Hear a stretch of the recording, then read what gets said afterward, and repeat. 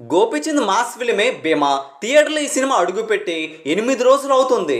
ఈ చిత్రం ఇప్పటి వరకు ఎంత రాబట్టింది, ఎంత రికవరీ చేసుకుందో తెలుసుకుందాం పదండి.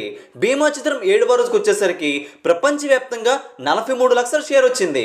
మరొకసారి స్టడీ రైన్ కొనసాగించడం జరిగింది. నిజంగా ఇది గొప్ప మేటర్ అని చెప్పాలి. డేట్కి వచ్చేసరికి బాక్స్ ఆఫీస్ దగ్గర గోపీచంద్ భీమా చిత్రం డ్రాప్ అయితే భారీగా అవ్వాలి.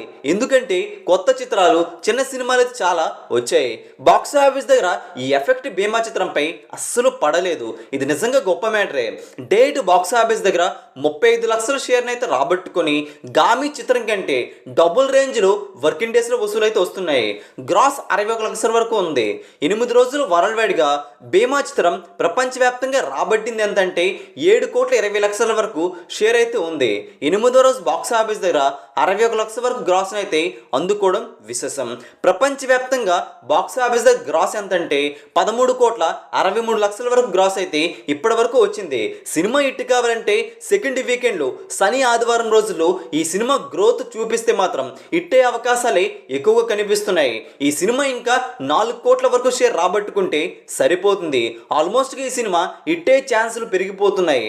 సెకండ్ వీకెండ్లో ఈ సినిమా జోరు చూపించవలసిన అవసరం అయితే ఉంది.